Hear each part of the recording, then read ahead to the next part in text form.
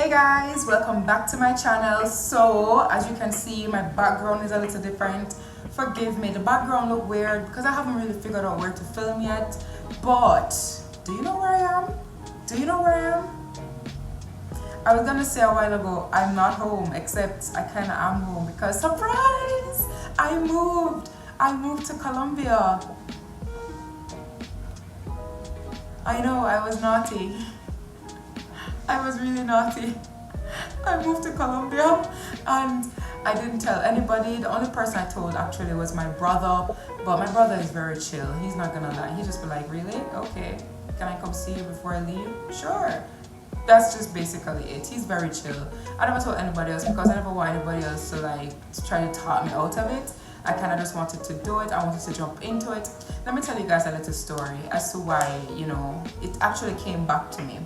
The thing about it is that throughout my life, you guys should know by now my backstory, because I talk about my backstory in a lot of my videos, like how I grew up, the kind of culture I grew up in, that kind of a thing. So you're supposed to know. You're supposed to know. Now, when my father died when I was in 5th form, you see, and so I was just about to go off to college. I wanted to study law, and law is not cheap, but I still decided that I was gonna do it. But in order to do it, what I did was I got an offer from the Jamaican government. It wasn't just me, it was quite a few people. If you had good grades, then you get like an offer from the government. I never applied for it or anything. I kind of just got an email one day from UA saying, hey, so the Jamaican government is willing to subsidize your tuition. They're willing to pay 80% of it. You only pay 20%, but the condition is that they need you to move. You need to relocate to Barbados. Now, I was so scared. Guys, just imagine that you've been living with your parents all your life, and then literally, like tomorrow, you have to pack up all of your stuff and go live in a whole other country by yourself. Not to mention the fact that I had not been on a plane prior to that. So it's not like you're a frequent traveler or anything of the sort. No, lies. I was on a plane. I actually went on a plane one time before that, and it was because I needed to go to the States to buy stuff for college in Barbados. That's the only time I had traveled before. It was to prepare to go live in Barbados. And here's the thing, guys. I was scared shitless. I was so scared. Me in a bathroom, lock up a ball on the place, because me I talk to them, I don't want nobody to say. I cry. So I'm lock up my bathroom, I ball on the place, and I said, Lord Jesus, make I like my mother, make I like my sister, my brother, and it still is just us. So, we kind of have that kind of bond because it's just us. I say, I know something, I don't know how make I do this. Guys, so just imagine that kind of thing, and you have to pack up your stuff at, 18 years old, and go relocate in a whole other country. That's what I had to do. But guess what? By virtue of doing that, I did not have to pay 80% of my tuition.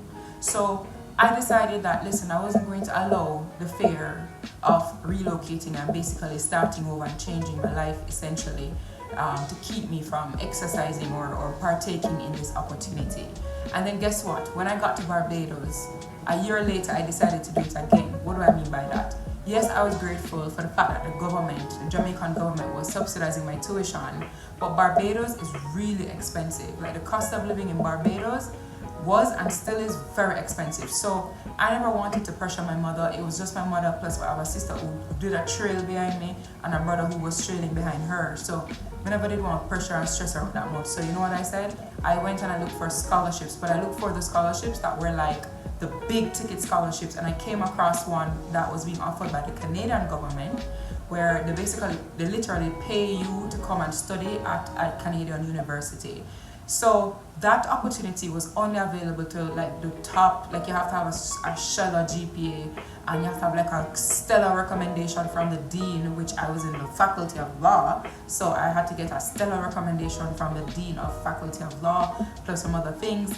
And I said to myself, you know what, I'm gonna go after this opportunity. Yes, I will have to relocate again in Canada, where I had never been, in cold.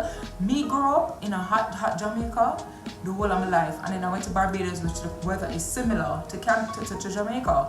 So I said, even though the place where I was going to go study was University of Calgary, which you should go research Calgary. It's one of the coldest places on earth. I said I'm gonna go do that, and yes, I'm gonna go relocate in a whole other country, and yes, I'm gonna go relocate in a country where the culture is so different. I'm scared shitless, but I'm gonna do this because I need the money. I need the money. I think this is the first time I'm verbalizing it like this. You see, the thing is, guys, the more you know about me, the more you realize that I'm pretty private, you see, and I like to keep my struggles to myself because I feel like my burdens aren't anybody else's burdens, and I don't see the point of me burdening anybody else. So at the time, my mother used to send me money for food and stuff, and like she used to send me enough money based on the Jamaican economy, but I never complained to her because I knew she couldn't like do better, and even if she could, it would be unfair of me to ask her to do more because I have 2 younger siblings. So I don't even think she knows, like, let me tell you, me and my housemate Sheldon, he's like a big brother to me right now. He and we put on a piece of struggling in Barbados. Like there are times when we couldn't even buy bread, and I had to make bread because flour was cheaper. I could get a packet of yeast, and I had to make bread for me and him. Sometimes we would feel for like a sweet treat, and we never had enough money to do that. I had to bake a sweet treat. What, you ready for the sweet treat? It was me basically mixing flour, salt, yeast, and a little bit of sugar to make a dough, and then I'd put the jam, like you know the jam that you get to eat with peanut butter, but the local brand. Put jam in there, bake it, and that's what we would have. So that's the kind of life that we were living in Barbados, and I never verbalized it. Actually, I think this is the first time I'm really explaining just how hard, how difficult it was, right? So having gone through that, I said, yo, I need some money. I started baking, and I actually started baking for the Faculty of Law. So they used to have events, the Faculty of Law used to have events, and they would hire me to bake stuff for them and make things for them, and I would do it. But the money still was just not enough, right? So I said, I'm gonna go after this scholarship. It's a big ticket scholarship, it's really hard to get, but I'm gonna just do what I need to do to get it. And even if I get it, I know it's gonna be tough, and I know it's gonna be like, oh my Jesus, it's gonna be a whole other life that I'm gonna have to live. But to me, I never really had a choice. So I packed up my stuff and I got the scholarship. I forgot that part. I got the scholarship. I couldn't believe it when I got it. I was so excited. I never had a cell phone back then. Yes, I was that.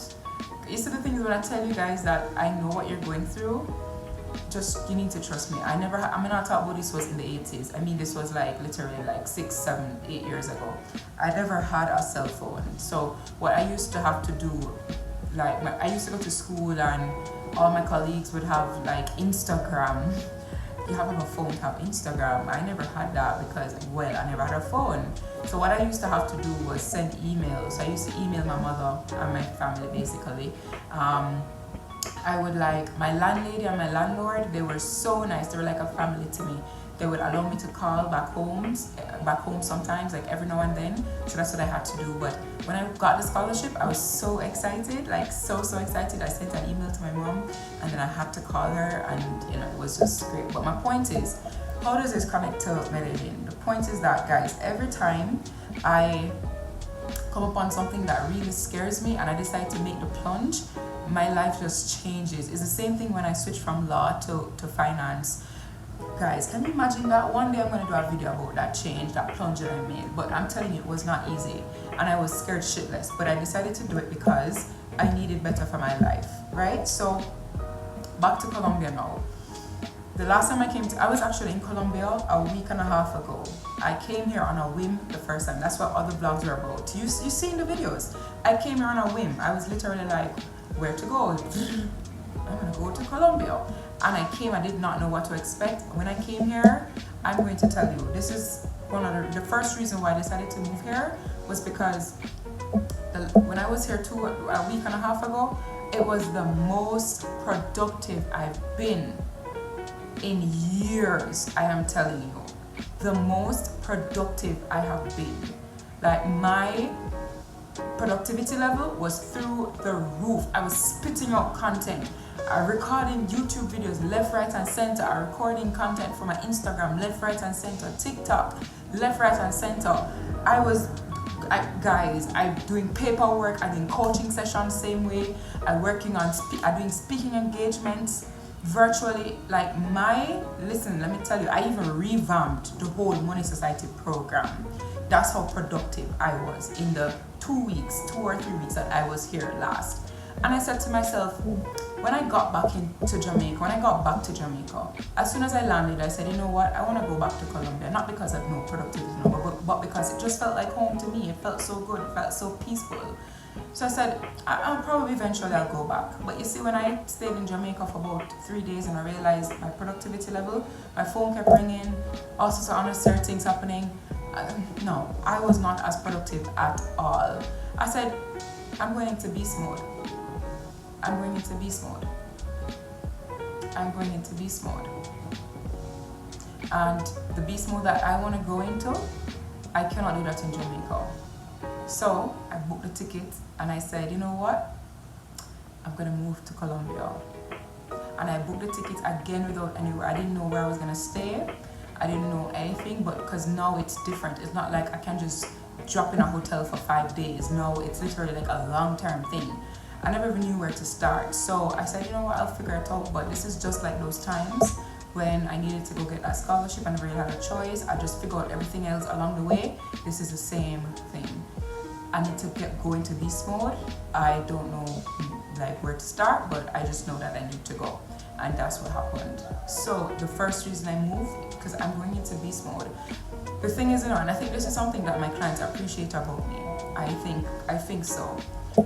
I require a lot of them. Like I push them beyond, I push them to levels that they did not know that they could get to. But you see, the thing is, I'm not the kind of coach who just sits and I tell you what to do and blah, blah, blah. The same rules I apply to my clients are the same rules I apply to myself. Just that I don't have a me. I wish I had a me. I don't have a me. So I have to push myself, and I have to push myself into beast mode. And that's what I'm doing now, and that's why I relocated. The next reason is, well, I want to experience a whole other way of living. And I don't want to just experience it, because that's what I did when I was here a couple weeks ago. But I fell in love with the culture here so much that I decided to just like stay. Guys, the people are so warm. The place is green, I can breathe, everything is fresh. It's just amazing. So I decided to just stay. And this is gonna sound really bad. This is gonna sound bad, but you guys know I talk it like it is. Obviously, I'm not saying all Jamaicans are like how I'm about to describe. Obviously, I'm not saying that. I'm not saying, let me just say it again, I'm not saying that. I know some sweet Jamaicans. My problem is that the places that are highly frequented in Kingston tend to be filled with like phony people. Like, you know, you have to pretend, you have to make sure you're always on point. Like this is how I went out a while ago, and nobody gives a shit. Nobody's trying to pretend that they're this and that. Nobody is trying to pretend that they have this kind of life when they really don't. Everybody's just genuine. They want to genuinely get to know you as a person. Nobody cares about money here. Nobody cares about who you are and where you come from and how many followers you have on Instagram. Nobody cares. It's just all genuine. It's genuine. I'm telling you. They're so kind. Nobody's doing anything here just to get a favor or get one up on you. You can literally, I remember when I was here a week and a half ago, I can't remember what exactly happened, but I achieved something, or maybe I got a deal. I don't remember what it was, but something good happened. And I was out with my Colombian friends. And I said to them, literally, I got an email while I was with them, and I said, oh my God! I told them, and they were so genuinely excited for me. So genuinely excited. These people are not wealthy, and they were like, we have to get you like gelato. I think it was gelato. It was an ice cream thing. We have to get it to you, we have to celebrate. And it felt so warm. So that's something that really, I don't know if you guys understand, but it's just it. And I feel like the more you climb, the worse it gets in Kingston. And I don't want to have to experience that. So yeah. And the last thing is that I am free to relocate now because I have no obligations. Meaning I was about to say kids, but then I was going to say children. I don't have kids. I'm not married. I'm not in a relationship. It's literally just me. Outside of my mother, my sister, my brother, that is it. My mother, my sister, my brother don't need me to be in Jamaica. And if they do, I'm literally just a what do you call it, a plane ride away. So yeah, I have a feeling though that I think I'm going to, and I said it on my Instagram, I think I'm going to love it here so much because it's already started happening that I don't think I'll come back to Jamaica. I mean, I'll come back, obviously I have to come back. I have construction projects and I have speaking engagements. In fact, I have 2 engagements in the last part of April that I have to show up in person. Luckily for me, both engagements are literally within a day of each other, so I can literally fly in for 2 days, do the engagement and come back. So obviously I have to come back to Jamaica, but this is gonna be like my home. So yeah, I wasn't trying to make this video like this. You know, my videos are usually, you know, like that's usually me. But 2 reasons. One, I'm really tired right now, really tired. I flew in, I got to Medellin like 10:45 last night. Then it took another 45 minutes to clear customs and immigration, then another 40 minutes to by taxi to get here. Then I took about an hour and a half to unpack, shower, stuff like that. And by the time I did all of that, my brain couldn't turn off. So I actually went to bed about 2:30 this morning, woke up my usual 5. So I'm really like a zombie now. So that's why my energy is kind of low. But the other thing is that it's really hitting me that shit, what the hell did I do? And so my mood right now is like, it's melancholy, you know? And I don't pretend on here, so I'm not gonna pretend to be all when I really don't feel that way. But I can tell you my next vlog is gonna be like that. Why?